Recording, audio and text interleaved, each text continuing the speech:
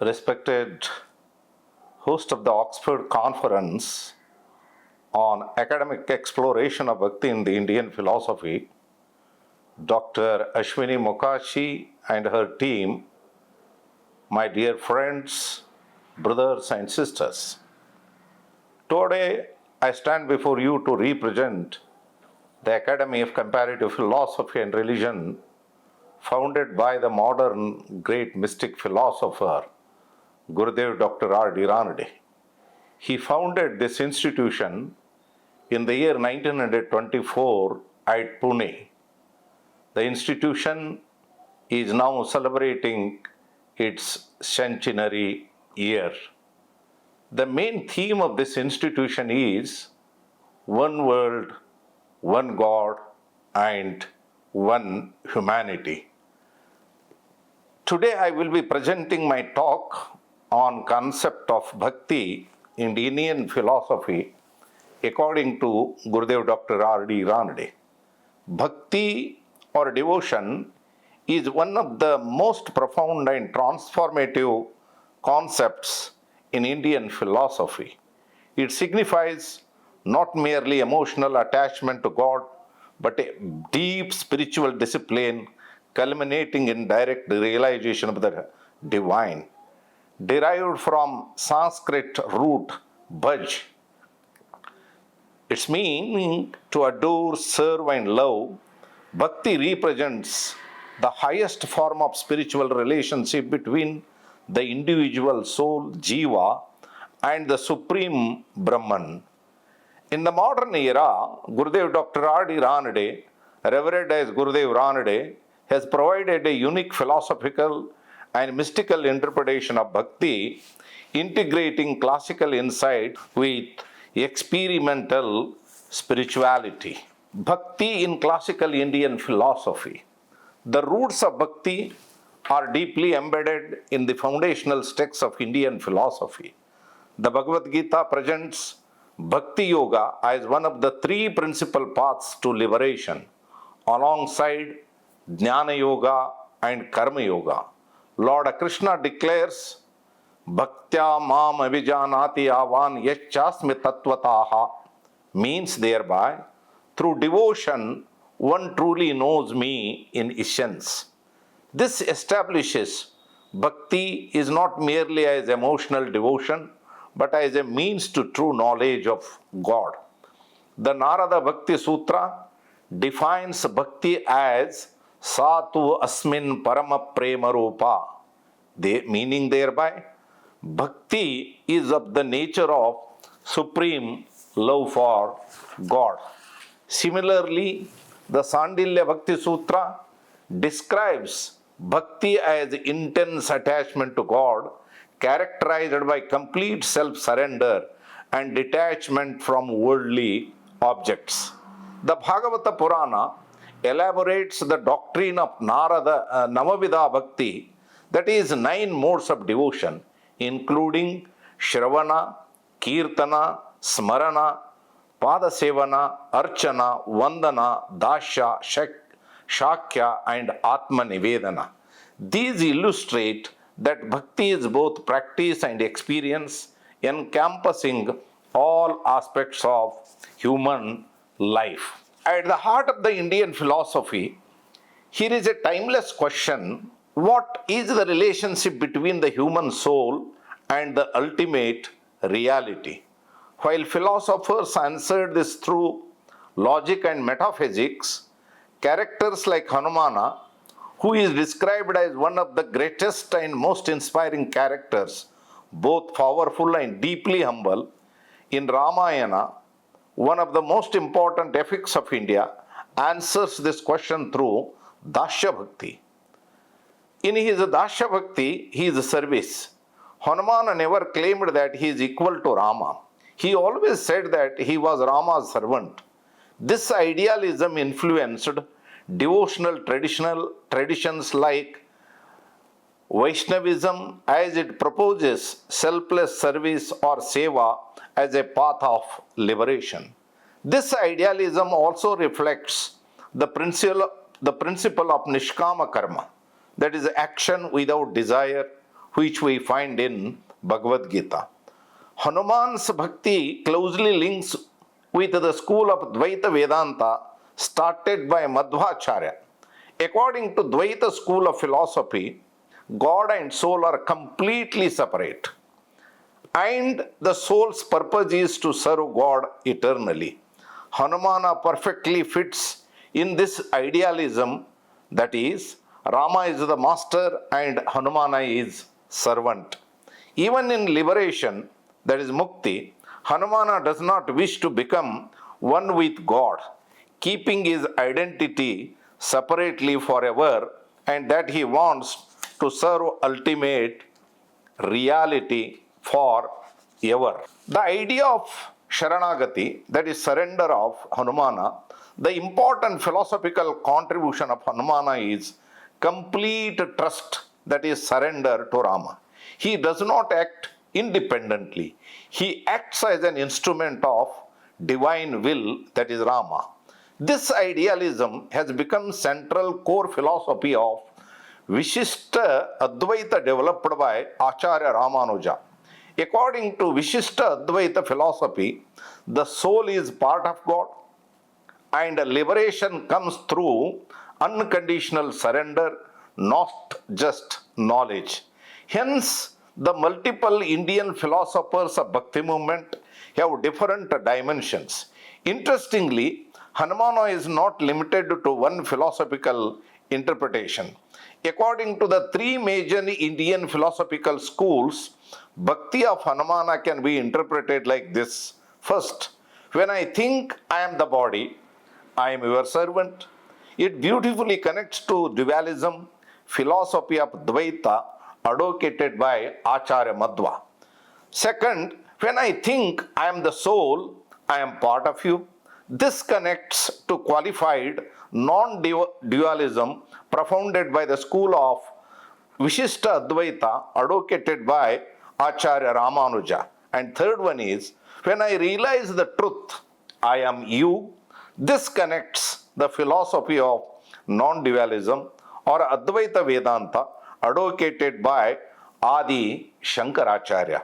In principle, I can safely say that the Bhakti in Indian philosophy is greatly influenced by the philosophy of synthesis of Bhakti of Hanumana towards his master Rama. Bhakti in the Indian spiritual tradition. The medieval Bhakti movement gave practical expression to philosophical Bhakti. Saints like Chaitanya Mahaprabhu, Santa Tukaram, Mirabai, and Bhakti Bhandari Basavanna emphasized a direct personal experience of God, transcending caste, ritual, and scholasticism. Their teachings demonstrated that Bhakti is a universal path accessible to everyone. According to Gurudev Dr. R.D. Ranade, Bhakti must be understood not merely as a devotional but as a mysticism, an inward spiritual realization of God. He defines mysticism as an attitude of mind which results in direct, immediate, and intuitive experience of the ultimate reality, that is divine. With his vast knowledge, rich experience, and deep scholarship on mysticism, Dr. Ranade has presented the varied aspects of mysticism in a methodical and comparative manner. Dr. Ranade makes special mention of the faculty of intuition, which is concerned with central instead of peripheral initiation. It is not outside or external experience that counts, but the experience generated inside us in our intuitional process while following the path of God, that is, true bhakti springs from within. Categorization of various saints. Gurudev Dr. R.D. Ranade has categorized different saints across the country and world to their personalities, poetic style, devotional attitude, social status, etc., and used their songs to elaborate the gist of bhakti in different ways. Lord Basaveshwara's Vachana about the omnipresence, omniscience, and omnipotence of God tells us how God encompasses the whole world. But the devotee, being more extensive and expansive, encompasses God Himself. Indirectly, God raises His devotee above Himself, showing the power of bhakti. According to Dr. R.D. Ranade, God realizes all over the world from different sects, religions, provinces, and nations are blessed with grace and follow the right path. God always sides with His devotees because of their overflowing devotion and complete surrender to Him.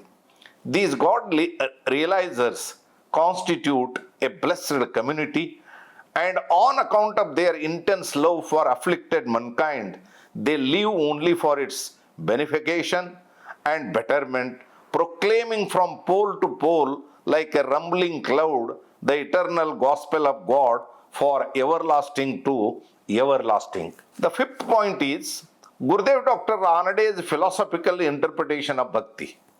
For Gurudev, Dr. R.D. Ranade, bhakti involves anubhava, that is inner experience, the direct realization of God beyond intellectual speculation.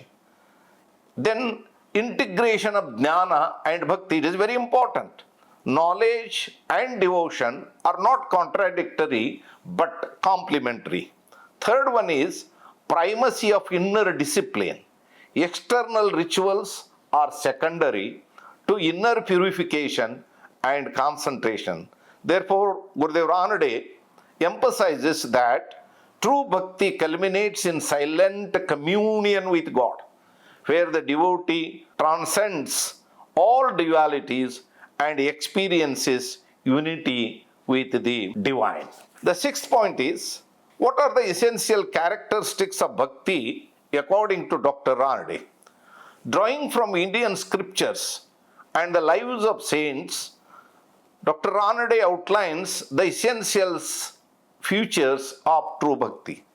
One is Parama Prema, that is supreme love, intense, selfless love for God as described in the Narada Bhakti Sutra. Second is Atma Nivedana, that is self-surrender, complete offering of the self to God. Third one is moral purification, control over passions like kama, that is desire, and development of ethical virtues. The fourth one is namasmarana, meditation on the divine name as a powerful spiritual practice. And fifth one is anubhava prataksha, direct intuitive perception of God, surpassing sensory and intellectual knowledge. And last one is, that is sixth, divine grace, that is prasada. The ultimate realization depends upon God's grace. The seventh point I want to make it regarding the relation between bhakti and jnana. A major philosophical issue in Indian thought is the relationship between bhakti and jnana. Dr. Ranade harmonizes these views. According to Ranade, bhakti may lead to jnana, as in the Gita. And second one is jnana may culminate in bhakti, as in Advaita realization. And third one would be both may exist independently. However, he strongly maintains that bhakti is an end in itself, not merely a means. It is a complete and self-sufficient path to liberation, that is moksha. Jnaneshwari contains Jnaneshwara's 13th century saint from Maharashtra, intellectual mysticism firmly rooted in the philosophical groundings of the Advaitism in Bhagavad Gita. Jnaneshwara's greatest contribution to the society is his perfect reconciliation of Advaitism, unity of mystical experience, and bhakti, duality of devotion. I would like to make another point very clear here, that is bhakti as the royal road in Indian philosophy. In consonance with Indian tradition, Dr. Ranade describes Bhakti as the royal road, that is Rajamarga, to God realization. Unlike the path of knowledge, which demands intellectual rigor, Bhakti is open to all, irrespective of education or social status. Therefore, Bhakti removes ignorance, that is avidya. Bhakti grants inner peace and fulfillment. Bhakti leads to immortality, amaratva, and ultimately Bhakti inspires service to humanity. A true bhakta not only attains a spiritual realization but also contributes to the upliftment of society. The ninth point is Bhakti as supreme love of God. Dr. Ranade suggested that from one central virtue of God love, following 8 virtues emerge automatically. That is Maitri, Karuna, Samata, Santosha, Yama, Saucha, Asanga, and Shraddha. Dr. Ranade found out that God devotion is found to be the central virtue in which are focused all the virtues required for God realization. According to Dr. Ranade, the 6 moral virtues which are contributory to bhakti, that is God love, are non-attachment, discrimination, self-control, patience, that is individual virtues, sympathy and benevolence, that is social virtue. The 4 spiritual virtues which are essential and effective to bhakti or God love are study of philosophy, reverential service to the spiritual teacher, and meditation on God, and 4th one is divine optimism. All these virtues are to be practiced by the mystic. It can be said that if God is in all man, God love must manifest itself through sympathy. Also, benevolence would move out and show itself in positive acts of beneficence to humanity. Now I would like to press on how to acquire these virtues. The method of acquiring the above virtues is expressed in the following Patanjala Yoga Sutra.